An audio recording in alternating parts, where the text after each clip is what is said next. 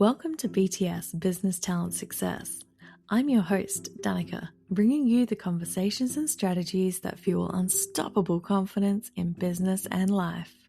Real talk, real growth, real behind-the-scenes moments, not just the highlight reel. Jump into the VIP email list to get first dibs on freebies, guest bonuses, exclusive community invites, surprise drops, and all the juicy B.T.S you can't get anywhere else. Ready? Let's get into it. Hi, Jamad. Thank you for helping us inspire. Hey, Danica. Nice to be here. Thank you for having me. Would you like to tell us a bit about your story? Where did you start? So it's a great question. So I'm an author and a publisher. I started with writing. I started when I was 11. I just lost my uncle. Never knew my father. Just lost my uncle when I was 10. He wasn't the best human being, but to me, he was like a great role model. So he introduced me to science fiction. He introduced me to fantasy, superhero. We used to watch Saturday morning cartoons together. Took me to my first movie, Star Wars Episode 1. So I can never forget that. So I just lost him, and I don't know. I need the outlet. So like so many other people that share this story, I started writing, and I never stopped. I kind of got away from it for a while, but I never truly stopped writing. It was crazy because I was into going to church at the time. That was the expectation. You're going to go to church. One Sunday, the church had a prophet there, and the prophet was like, "Hey, you should stop hiding your writing." And I was like, "You don't know me. You don't know that I write anything." And she's like, "Stop putting it under the bed. Stop hiding it." So I was like, that was strange, but I kept going with it. So grinding it out, got away from writing for a little bit. When I was an undergrad, I studied music, but I never fully gave it up. And then 2016, I ended up publishing my first novel called Uncivil Unity. On a whim, wrote it. Took me about 9 months to write it. It's kind of figuring out mechanics and stuff. Since then, I've been able to write for others and kind of find my voice and really, start to hit my stride in writing and publishing. So now I just kind of took what I learned and I started my own publishing company because I don't want people to have to go through all the trials and tribulations that I went through. So I was like, let me help you guys out. So that's been cool to do. And that's been my story. So I've been publishing others for 2 years now, but I've been doing my own work for about 10. That's amazing that you started this whole publishing company and everything in service for others, also to do what you love.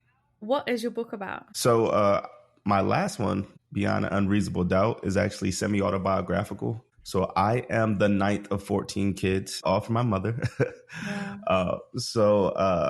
We grew up and, people hear that number and they naturally assume oh, you guys had a lot of money, or you guys was like, no, none of that. We lived in the slums, we from the country. I have a podcast as well. And I interviewed my sisters and they were just talking about all the crazy things we experienced growing up, being on the lower socioeconomic status. So that's what the story is about. It's 4 brothers. It's how they grow up. So I have 10 sisters and I have 3 brothers. So it's only 4 boys. But in the story it follows our lives. My 2 older brothers, they chose the street route. They chose to sell drugs to try to escape the poverty that we were facing. Me, I was seen as highly intelligent from very early on. I was in first grade. They moved me to second grade classes. For that, I would stay with my first graders for social purposes. But I quickly moved to a magnet school, so I got to go to a special school. I was the only person from our school that year that got to go. So, that was my escape, was education. And then my younger brother kind of followed. He didn't know which path to go to. So he hung out with our older brothers, but he's lived with me and hung out with me too. So kind of figuring out his own path in it. And that's truly what the story is, just how we all ventured on different paths and how unfortunate it can be, but at the same time, how loving it can be when you have nothing else, how you turn to your family and support and lean on each other. Yeah, absolutely. Well, so I love that you've gone with your talent and your craft as well, that you've used that to just channel everything, basically. So you went through a stage of music, and then how did you end up? Where did that go? Absolutely nowhere. everybody wants to be a rapper. That was my thing. All my friends, we used to record at our homeboy house. We would, he'd be making beats. That was his love. He liked to make beats, so he'd make beats. We download beats from YouTube, and we would just go over his house and record, eat, crack jokes, stuff like that. So it was really a fun thing. I originally went to college to study biology to become I hated it. I hated it so much. I wanted to be a paleontologist, so I studied biology. They were like, you have to either do geology or biology. And I was like, I'm going to go biology. I had a terrible biology teacher. I hated it. I was like, I can't do this. And music was like something else I felt very passionate about. I decided to go the music route. My alma mater, Bowie State University, they had a music tech major, so music technology. Yeah. So studied how to make music using computers, learned to play piano. So it was cool. But like I said, I never really gave up writing. So even like in our music classes, I was always better with this one program called Sibelius. Everybody else hated it, but it was the one program where you actually wrote the music out in sheet music form. And they were like, this is terrible. I'd rather just hit the keys and play it myself. And I was like, nah, I like writing it out and sectioning it and all that. So I was still writing, but it was writing music at the time rather than writing words. But yeah, it went nowhere. I just don't feel like I was really that good, to be honest with you. Like, I was okay, but I was never really that good. So I went back to my first love. Yeah. Well, obviously a stepping stone in everything that has happened until this date. But yeah, to go from writing music, I thought you were going to say that you were writing lyrics. I was like, well, that would be on par with your book writing. So I did write some song lyrics. I did like 3 or 4 songs. I actually got the chance to record them and have somebody perform them for me. But like, yeah, no, it wasn't. Even those, I look back and I was like, I could have done better. That was it. So nothing came of studying biology at all, and then you ended up back in doing your writing anyway and stashing your books under the mattress, basically. So what was like the shame behind writing a book? I don't know. I honestly have no reason for that. Like, I just never cared to share it. Yeah. People kind of say like, you run from your calling at first. So I'd like to follow that mantra. Think like I was running from my calling. Yeah. And I just didn't want to share it with anybody. So when I finally sat down and wrote one out in its entirety, and then I took, some time to read back through it terribly, by the way. And then, create my own cover. Again, not skilled at that. And then finally put it out. It got good reviews, got a lot of people that really liked it, but them as well as myself recognized the error of my ways. Not hiring a professional editor, huge mistake. Not hiring a cover art designer, huge mistake. Not going into developmental editing and doing 3-4 drafts, huge mistake. Yeah. So it was a huge learning curve in that process. Like, I could tell a story. There was no questions about that. To this day, people tell me like they love the story of it. And that book is like America. There was never a civil rights movement, but with the sci-fi twist, the main character goes to like an alternate universe, an alternate reality where there was no civil rights movement. And he has to experience a harsher version of racism as well as a form of slavery. So people loved the story. It was just getting on paper that I just didn't do so well with. And that's another thing that just like pushed me to create a publishing company, because I realized how many mistakes I made in that process and how complex the process of writing a book actually is. People think you sit down, you write it, that's a part, but there is still narrative tools that you need. You need to know how to understand certain things. And then the actual publication process is a whole nother beast in of itself. So it's been a journey, but I've enjoyed it. Yeah, it sounds like it. So what would be your advice to somebody who was starting to write a book? Like, what is the direction that they would take if they couldn't afford, starting out? I would probably say the biggest advice I would give to somebody starting out would be to read, and read a lot. Mm-hmm. So I used to be a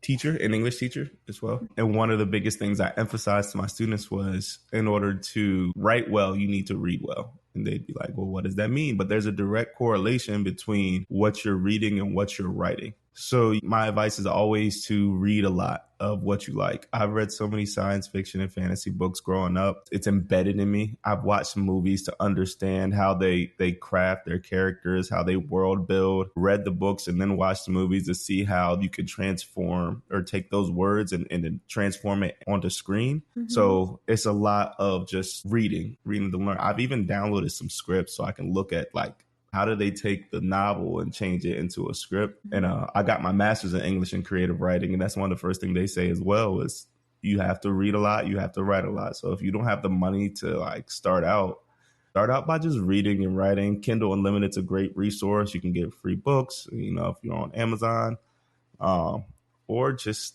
go to a library, keep the libraries open, go to a library, check out a book. It's free. Go get something, go read it. Whatever genre you want to write in, go read 10, 20 of those books before you even touch a pen. And then once you do, throw that away and then write it again because it's not going to be good the first time. So that's my biggest advice. Read it and then write it. I think I've redone mine like, I don't even know. Every time I read it, I'm like, I'm go back and start again, like comb through it. Still to this day is unfinished. See, but that's the thing. Most writers are their biggest critics. I know I have been. I spoke with my wife yesterday. My wife's favorite book is my first one. I took it down so people can't buy it because I was like, what? It's not good. And I've said it multiple times. Like the story is great. To other people though. It is. But it bothers me so I can't deal with like the amount of errors in it.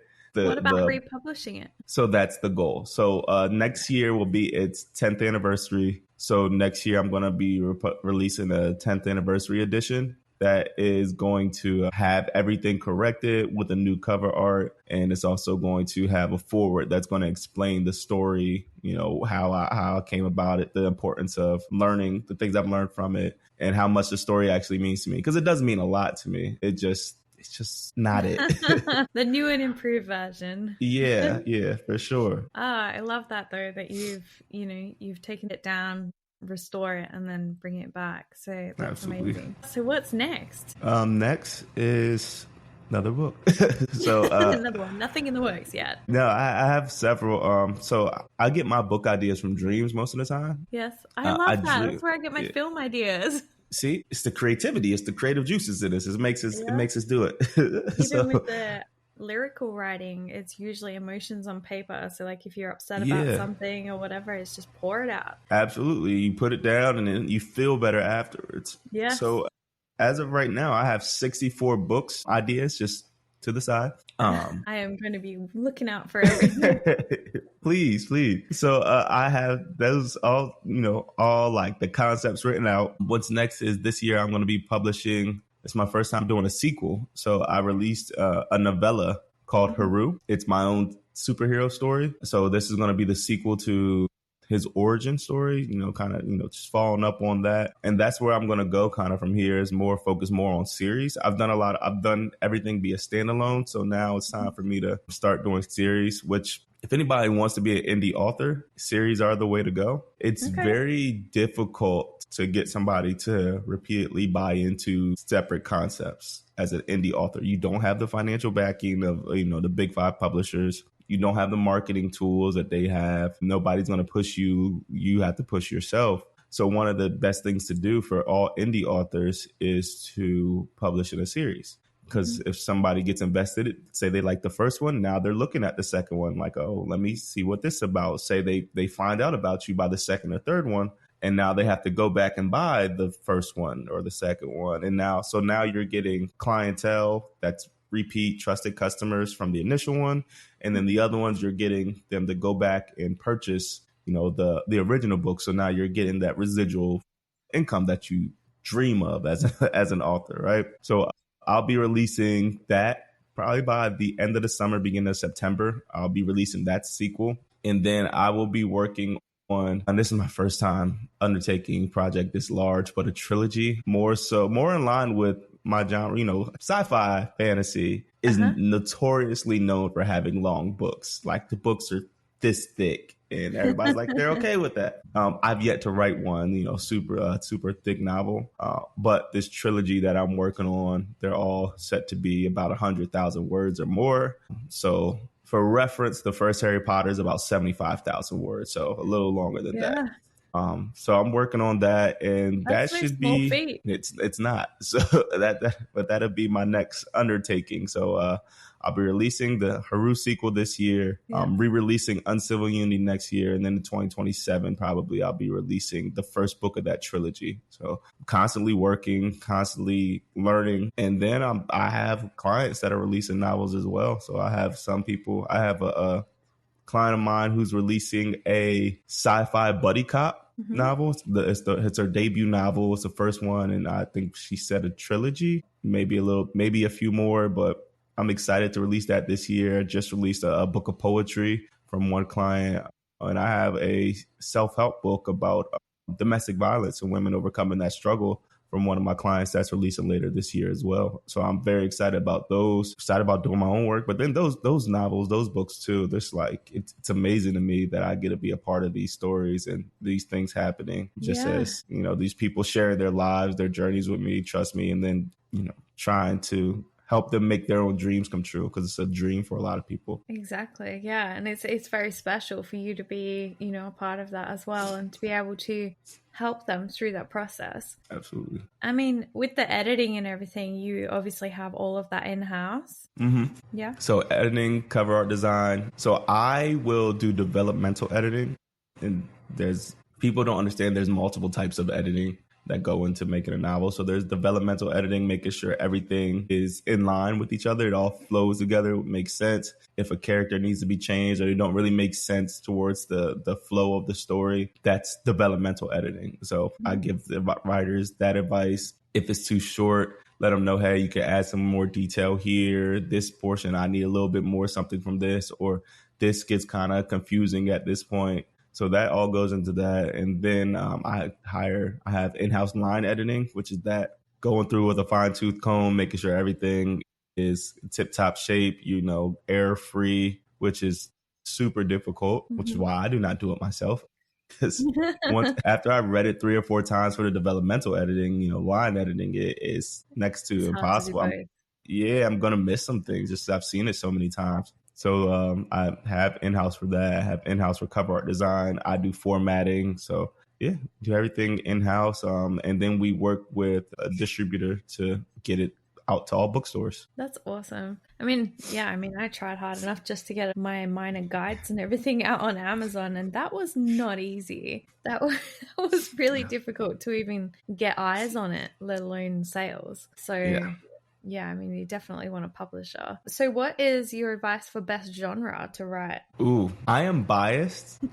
So if I'm going with my heart, I'm going to say sci-fi and fantasy. But if I'm going by the actual numbers, it's romance. It's not even close.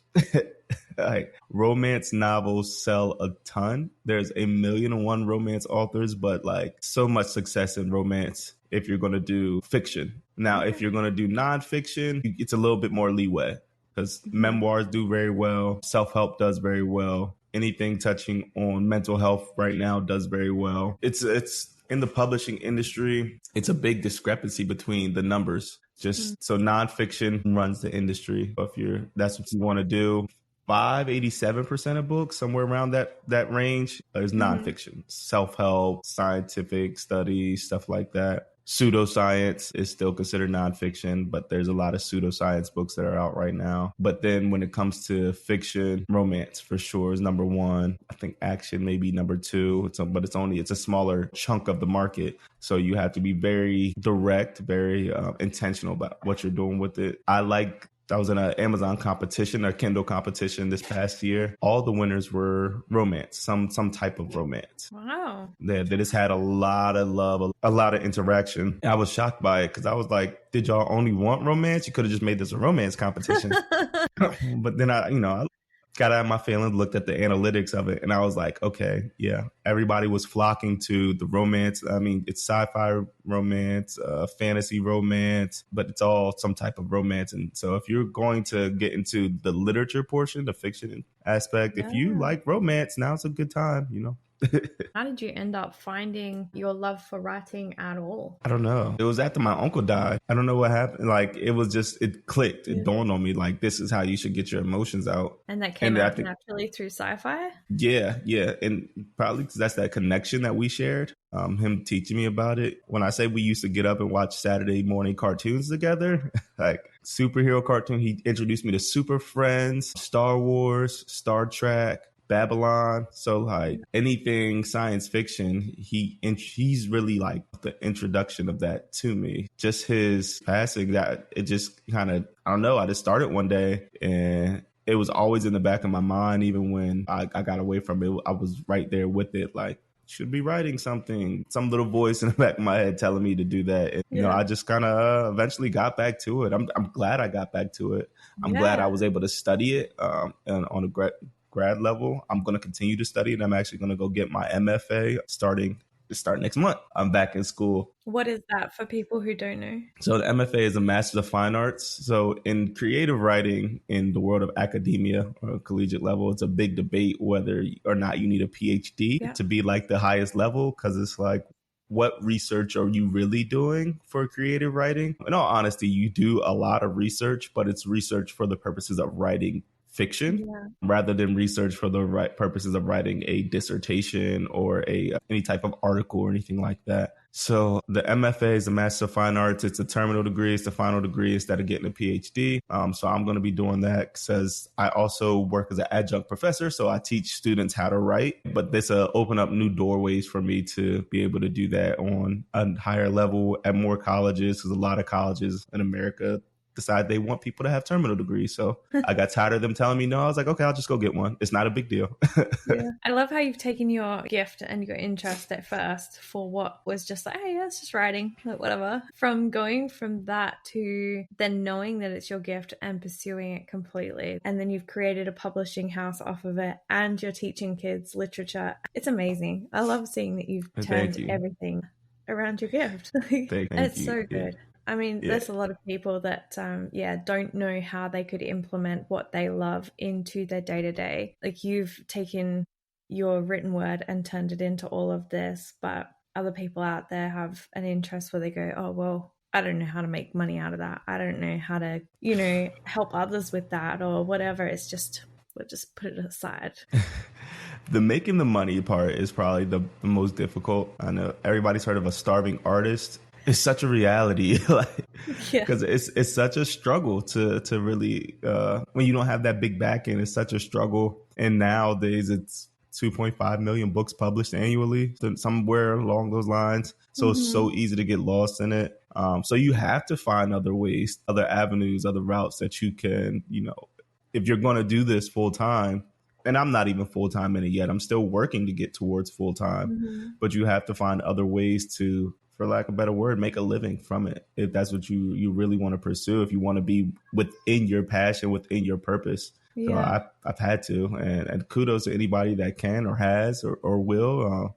I'll definitely say don't give up. But understand that it's a process. It takes time. It's never going to happen overnight. You may hear about overnight viral sensations, but I guarantee you, if you ask them, they have been at it for 4, 5, 10, 15 years before, they had this one viral moment that burst them into stardom. So how long have you been at it? I'd like to say 10 years, but it's not true, because it wasn't my focus. I would say that since writing has really been my focus, I might say 6 years. Yeah, I can go with 6 years, because like I said, I released my first book in 2016, but I was still in the process of doing so many other things that, like, here's my book, somebody go buy it. Yeah, that was it. I didn't understand the marketing aspect or the anything like that. I didn't understand copy editing and what that entailed, like how to tell my own story about, my process or anything like that. And I didn't really devote myself to learning it. Then about 2019, I'd released a second book, started working on a third, and I was like, okay, I think I can do this. I think it's time. And that's so for about 6 years now. Honestly, I've really been pursuing it. Another thing with indie authors is that you're told you need about 10 books out. So Wow. yeah. So now that's not always the case. There are other methods, to get, readers and to get people in. But they say you really find your stride about 10 books in. And that takes a while for a lot of people. You still have to work, you still have to pay the bills, still have to, earn a living from everything else. So I've been doing all that. So when I say 6 years, I would probably say 4 of those 6 years has been focused on getting money and making a living and writing part-time, but learning the skills along the way. And then I'd say for the last 2 years, year and a half, 2 years, has been me devoting myself to actually doing everything that I've learned in order to get to the full-time status of writing and get to the full-time status of publishing. But that even in that, I'm blessed to have a beautiful wife to assist me in all this, to support me in all this. But even our conversations were, it's going to take about 5 years before we really see anything from this. So, and that's 5 years of full time. And so we're not even to the full time point yet. So it's like we both understand that this is an arduous process, but it's one that I want to undergo, and I have her love and support in it. So happy to have that, thankful to have that, blessed to have that, and to continue to learn and grow within it. So I'm probably, from my estimations, another year to 18 months out from becoming full-time writing. In that time period, I am focused on growing my mailing list because I have a solid mailing list now, and going to various conventions. I like to go to comics, sci-fi conventions, anime conventions. So that's just building more clientele, getting my name further out there. So I'm focused on that within the next year, 18 months. And then after that, balls rolling. Don't you love it when you get to have fun and study for work? Yeah, that's the best. Yeah. So how long have you been doing the publishing house for? I officially started in 2023. It was an idea of mine. Like I said, want to start a business, you gotta, with writing, with publishing, it's still a weird downward look on self-publishers for whatever reason. There's some books that are self-published that are amazing. I mean, I understand that some people don't do the hard parts. They don't do the editing, or they might say, I edit myself, which anybody that publishes will tell you that's a bad idea, solely because you look at the material so much that you naturally fix things. It's your mind working against you. There's nothing you can do about it. So 2023, I officially started it, and 2024 is when I first published somebody else. And then this year, I've already published 2 more people, and just been consistently working and growing in that. But it's another venture to understand, like, it's going to take some time. So we're going to have to devote some time to it.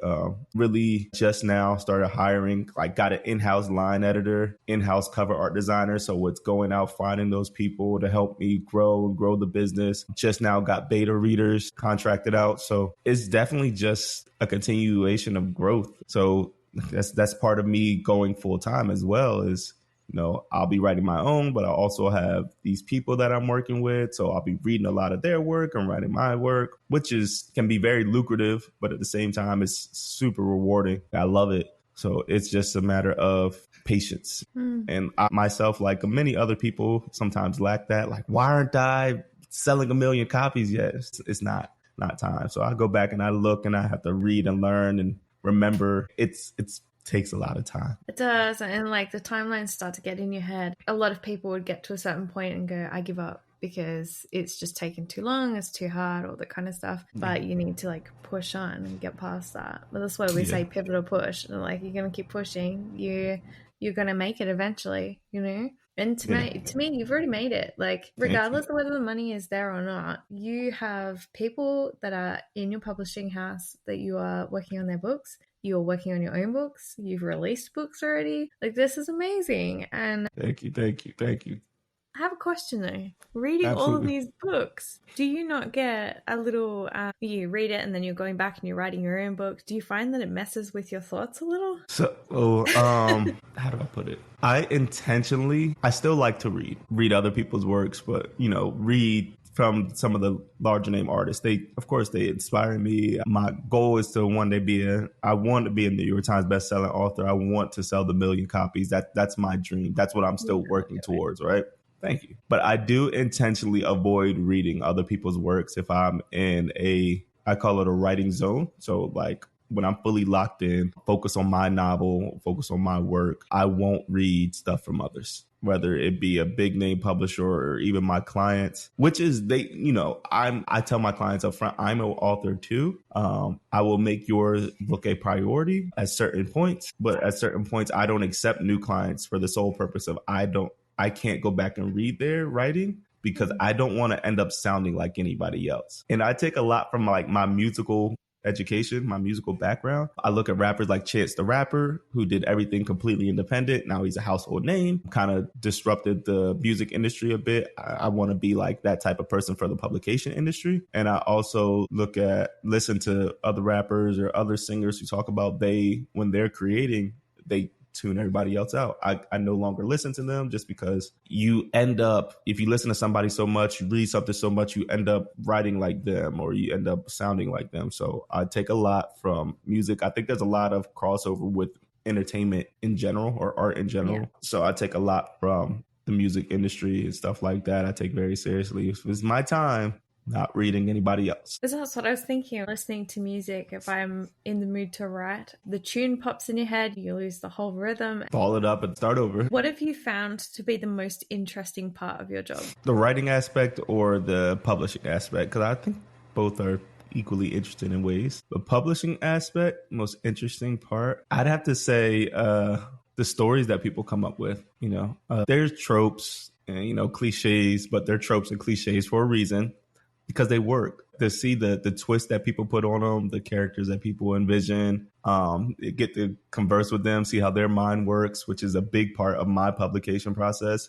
I always sit down with the authors and talk to them about their goals, their inspirations, because I tell them I'm not just here to publish your book. I'm here to be a resource as well. So like if you're having any difficulties writing in the writing process, getting writer's block, I have ways to overcome that. Here, I can send it to you. We can talk through it. We can have a brainstorm writing session together, whatever it may be that's going to get you, through. So definitely reading people's stories, the nonfiction ones that I've gotten, learning about people that I may have known most of my life, but at the same time, like not truly know them. Mm-hmm. So hear about the intimacies of their lives. Like that's the interesting part of publishing. Mm-hmm. As far as writing, for me, it's always character development. Yeah. Like to see where a character starts at and then see how they finish is always the best part of writing to me. Because everybody has an idea when they're writing of where they want their characters to go. But sometimes the character doesn't want to go there, so to speak. Like the story is like, no, it no longer makes sense or what you thought.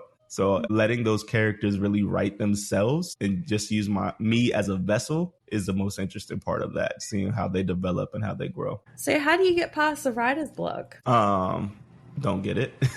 So that's the easiest way. And it sounds like, what do you mean? Don't get it. So, but there are several ways. The best thing to do, in my opinion, is to do that by writing daily. So even if it's 20 minutes, 10 minutes that you just devote to writing on a daily basis, it doesn't even have to be your actual work. Just continue to write with your creative juices flow so you never get writer's block. That's always one thing. But if you actually do encounter it, my biggest thing is change your medium. Rather than typing, go write.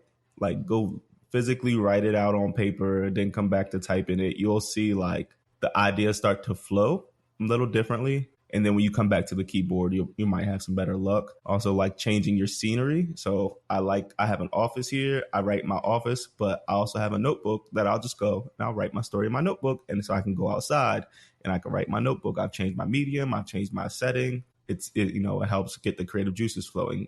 Go exercise. Get your brain, your heart pumping. Your heart's pumping that blood, goes to the brain. Go get some vitamin D. Go relax. There's people get writer's block because of anxiety. You're anxious about what's going to happen with the story. You're anxious. You might be excited. You might be nervous about or anxious about the possibility of you not doing well with it. You might be anxious about the next scene that you're going to write, whatever it may be, but you get it because of anxiety. So the typical ways to combat anxiety are the same typical ways that you should combat writer's block. Change some things, maybe relax a little bit, go do something that you enjoy. You just have to devote yourself to that and really put that time in and that work into doing that. But for sure, you want to combat that anxiety. My wife's a psych NP, so she deals with anxiety. So that's a psychiatric nurse practitioner.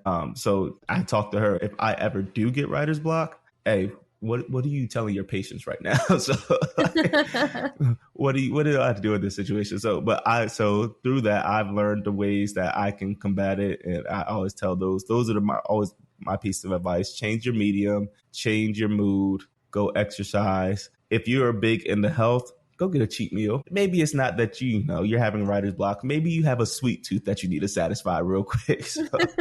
So those are always my ways to get past it. Do you ever find that if you've got an idea and you're running with it, that moving spaces to outside or wherever you are, that you lose the storyline or you forget that was a great line or great character that you were going to go with? I don't personally. I have heard of people that have. But I'm very meticulous. If I call it getting in a groove, getting my zone, getting my groove. I'm killing it right now. I'm 2,000 words in for the day and I have this idea in my head. I won't move until I've gotten it out. Mm-hmm. So I lock in. I won't move at all so that I don't have those issues. But if I'm 200 words in, I'm just like, I don't know. Let's get up and go. So it's not, for me, it's not so much losing that idea that I have. It's creating new ones that I move around with. Because if I got the idea, I ain't moving. I'm right here and I'm typing away. Clickety clack, because I'm not losing this. Do you ever find that like interruptions or anything get in the way? All the time. Yeah.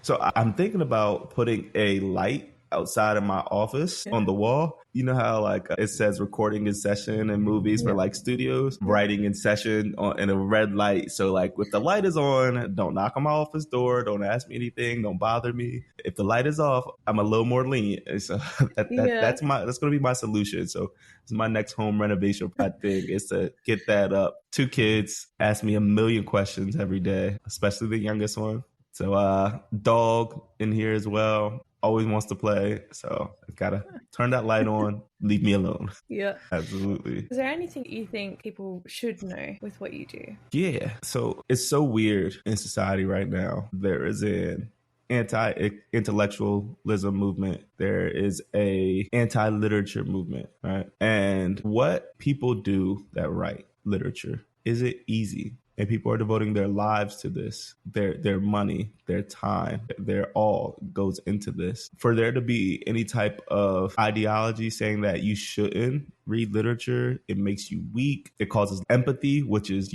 not good for men. It has to stop. Like, empathy is a good thing for society. Literature is a good thing for society. And the people that are doing this, they're not losers. They're not bad people. They're not lacking intelligence in any way, shape, or form. Typically, it's quite the opposite. They found their passion. They found what they want to do with their lives. And as far as we know, we only get one opportunity at this. And we should take full advantage of that and do what makes us happy. And if this is what makes people happy, let them do it. And let them be successful at it. Don't shy away from it. Don't think it's going to change you in a negative manner. If you become empathetic, it helps you so much in other aspects of life. Emotional intelligence is a real thing, and the growth of that and what it allows you to do. That's something I need people to know, is that you should read literature. It helps you. It doesn't make you weak. It makes you stronger. Empathy makes you stronger because it allows you to understand others at another level, and it allows you to understand yourself at a more intimate level. I'm a big proponent of therapy, a big proponent of empathy, because it's allowed me to understand me better, and it allows me to become stronger, not only for myself, but for my family, for my friends, for my community. So embrace that. And it starts with reading. It starts with literature. So don't shy away from it. Embrace it and run to it. Absolutely. I can't even believe that this is a movement. Like, when did that happen? Literature it's legit everything. Like, if you're not reading, you're not learning. Yeah. Like, how is this a thing? Yeah, it's a huge thing. And I hate it. Like, literature is necessary. Literature's been around. It's not going anywhere. It's thousands of years old. Yeah, it's like probably the oldest thing that there is, and the best thing, because even if you're lacking in your vocabulary, if you sat there and you read more often, you're going to learn more things, not only about the world, about issues, about just simple words and their meanings by reading them in sentences. So, like, for people to go on in literature is a bad thing. And, like, I can't. I don't. How have I not heard of this? You're in Australia, correct? Yeah. It's a U.S. thing. We're not. Yeah. Wow. It's a U.S. thing. Where Even if it's a thing here, I must be living under a rock. I have not heard of this. And is this a new age thing? yeah. And hopefully it doesn't spread, because like it doesn't make sense. Oh my gosh. Yeah. I don't know what's happening. There's lots of things happening. Yeah. So for other people, as far as like you creating a publishing house and everything, why did you start it? Who was it for? For me, being the 9th of 14, like I said, everybody kind of gets a role. I've been kind of like a people pleaser, so to speak. Something I'm working on, learning to say no. That. Always want to please those around me. So it was twofold. One is the lack of respect for self-publishers. So I elected to create a publishing house. Well, you can't tell me I'm a self-publisher. I have a publishing house that's publishing my book. What can you say now? It doesn't matter that I own it, but there's a publishing house that's now backing me. Can you really, you can't knock me anymore. You can't say he's just a self-published author. No, I published through Maadist Publishing. So Do you know we have the same problem in film, and that's exactly why I became a producer as well, was because not only are you a woman, but then once your looks run out and you're a certain age group and all that kind of stuff, you won't get work. But then also, if the jobs weren't there that you wanted, you can create them yourself. Because if you look at a lot of celebrities, they have just gone, do you know what? I'm just going to create my own thing. Yeah. And you've done the same thing, and that's how you're going to get ahead. It's great. Yeah, that was the idea. Like, same with film, and I've looked into film because another one of my dreams have some of my books become film. So I've looked into that. Hit me up. I got you. So I definitely understand that aspect. But then the other aspect is the people pleaser. That's the reason for starting it. I don't want people to have to go through the trials and tribulations I went through. I want people to be denied or feel defeated because they're trying to query literary agents. And there's been multiple studies that show literary agents don't read most, letters unless they come from a recommendation from somebody they know.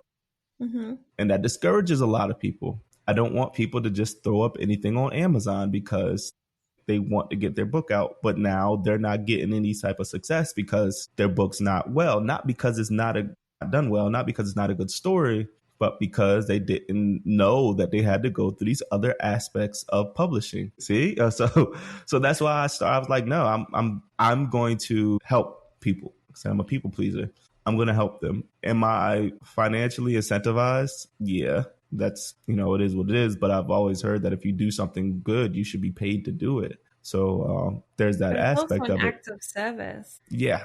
So yeah, despite the financial incentives, like, I'm helping people because, and every person that I've worked with has said the same thing. I didn't know how to do this, and you made the process easy for me. And that's my goal.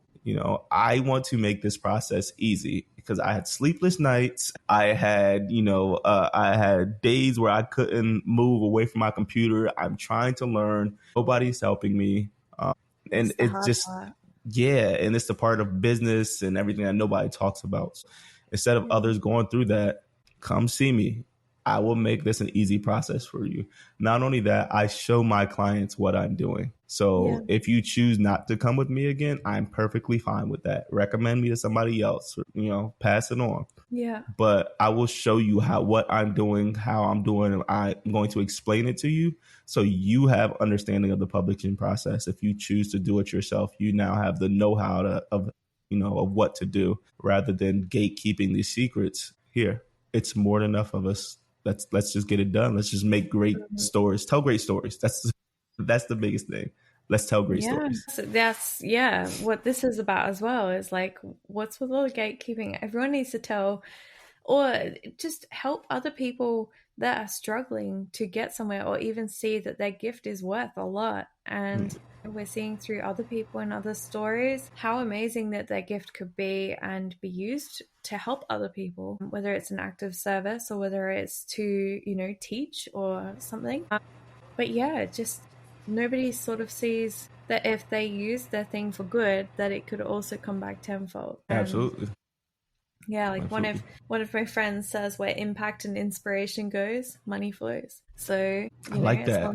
As long as you're impacting and inspiring, yeah, that's one that sits with me now forever. And it's just like, I love that. So, but that's another thing. You strive for progress, not perfections. You have to just, pick a direction and roll with it and see, how far you can get. But I love that you are using your learnings to teach other people what you didn't know and how you're helping them get through the hard parts so that then they can progress with their gift as well. Absolutely. So, I mean, you're doing amazing things, and we'll definitely be hitting you up for any publishing stuff. Thank you. Hey, we can work something out. I got to get these films off so we can make this work. Yes. Well, thank you so much for speaking to everybody about your gift and inspiring them with how you've moved forward through everything. Thank you. You're changing a lot of people's lives. Thank you for having me. It's been a pleasure. You're welcome. Anytime. Thank you so much for coming on. Thank you for listening to B.T.S Business Talent Success. If today fired you up, hit follow and share this episode with a friend who's ready to rise too. Make sure you join the VIP Insider email list. You'll unlock early access to freebies, bonuses, special events, and all the B.T.S action that keeps you ahead of the game. I cannot wait to hang out with you in the next episode. Stay bold, stay ambitious, and make your own success story worth telling.